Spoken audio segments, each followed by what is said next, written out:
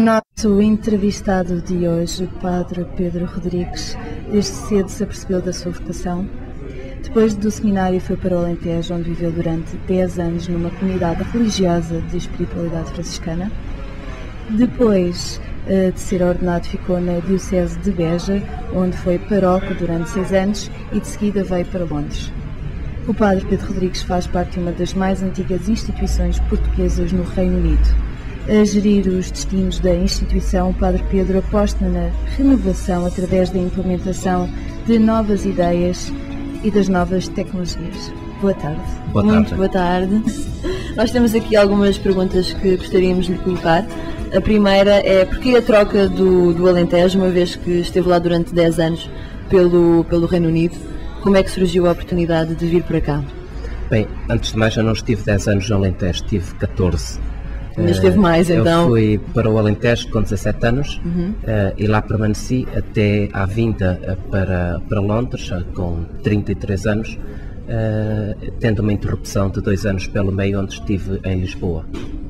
A vinda para Londres veio assim um pouco desconexada daquilo que era o projeto inicial.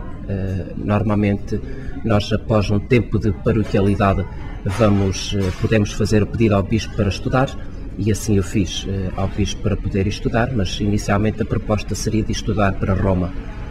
Entretanto, o Bispo, vendo a necessidade do Reino Unido em ter uma renovação do clero, ou pelo menos um reforço, pediu-me se eu não me importava de vir para Londres, estudar e trabalhar ao mesmo tempo. E foi assim que surgiu a hipótese de vir parar até Londres, apesar de o projeto inicial estar ainda em stand-by, que é a questão dos estudos, dado a dimensão da comunidade portuguesa aqui e o apoio, tem-se tornado impossível coordenar as duas coisas. E como é que encontrou a comunidade católica portuguesa aqui em Londres quando chegou? É uma comunidade um pouco abandonada. Olhando para aquilo que eu vou tendo a experiência das outras missões católicas espalhadas pela Europa, vemos que é uma comunidade um pouco abandonada a nível de apoio do clero, de apoio da Igreja portuguesa para com a Igreja portuguesa aqui em Londres. Vemos, por exemplo, na Suíça, que estão 27 sacerdotes a trabalhar com a comunidade portuguesa. Vemos na Alemanha, que também tem 20 e tal sacerdotes, ainda que não todos portugueses, mas a trabalhar com a comunidade portuguesa. E chegamos aqui ao Reino Unido, numa comunidade tão abrangente como que é superior a qualquer um desses dois países que eu antes foquei, e temos muito poucos sacerdotes a trabalhar com os portugueses. Aqui em Londres resume-se à comunidade dos padres scalabrinianos e a mim, ainda que haja um ou outro sacerdote que fale português e que esporadicamente vá dando alguma ajuda. Portanto, a nível de apoio religioso era bastante pobre. E não se podia exigir mais ao sacerdote que estava, porque era humanamente impossível. E o que é que tem feito para tentar resolver algum dos problemas que encontra na comunidade portuguesa aqui em Londres? Portanto, há os problemas da comunidade em Londres e há os problemas da comunidade no Reino Unido. No Reino Unido, como sou o coordenador da Missão Católica Portuguesa no Reino Unido, apesar de eu costumar dizer que coordeno nada, porque para coordenar teria que haver mais sacerdotes para eu poder coordenar, é minha função tentar arranjar, junto da Igreja inglesa e junto da Igreja portuguesa, coordenar esforços para que se consigam mais sacerdotes para apoiar as comunidades aqui presentes. Tem sido feito alguns esforços nesse sentido. Queremos que para breve estarão previstas algumas respostas a esse nível. Sabemos, em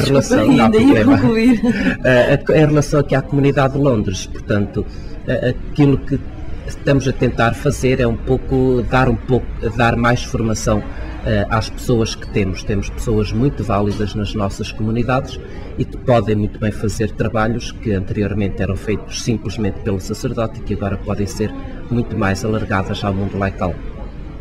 Sabemos também que o Sr. Padre veio substituir o Monsenhor Vaz Pinto, que era uma entidade religiosa muito querida pela comunidade portuguesa.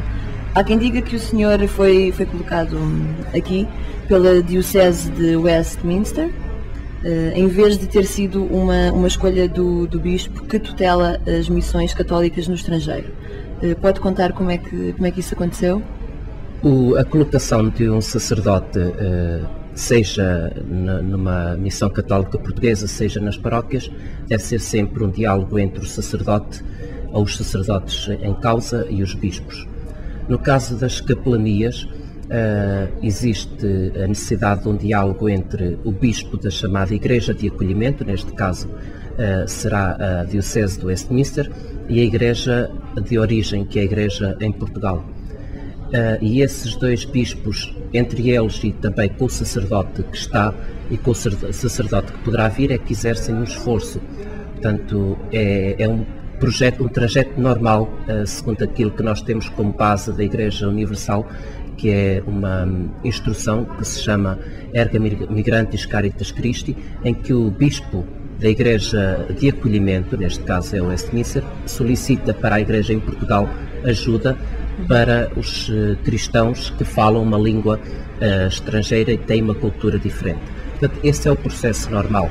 O bispo de cá pede ao bispo de Portugal ajuda para o apoio à população, neste caso portuguesa.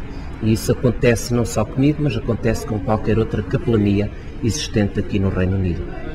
Muito bem. A próxima questão vai um bocadinho ao encontro do que já tinha dito, que existem poucos sacerdotes cá no Reino Unido, não é? Tendo em consideração que é uma comunidade tão abrangente e com tantos portugueses, mas gostaríamos de entender por que razão é que ainda não existe uma igreja aqui. Qual a razão? Bem, também acerca dos sacerdotes presentes aqui, ainda deve ser dita mais uma palavra. Os cristãos cá, ou os portugueses cá, têm muita dificuldade em se dar a conhecer junto das instituições estatais, ou neste caso, por exemplo, para nós, as instituições consulares.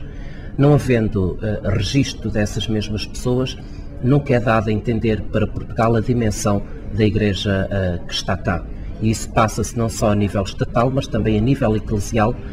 Se passa isso mesmo. Se nós temos no nosso consulado registados poucos mais de 100 mil portugueses, claro que a Igreja não vai fazer contas a sacerdotes com base em 500 mil de portugueses que porventura estejam cá no Reino Unido. Portanto, isso também dificulta muito o meu trabalho de pedir mais sacerdotes para cá. Indo ao encontro à questão que colocou, uma Igreja portuguesa, é importante também nós entendermos uma coisa, aquilo que são as nossas bases e que são as bases de qualquer igreja, da Igreja Universal, é no sentido da integração das pessoas na comunidade local. Entender aqui por integração a nível religioso não é a fusão, mas é uma inter-relação constante. O facto de nós lutarmos demasiado por uma igreja portuguesa pode criar a ideia de um gueto ou de uma igreja à parte.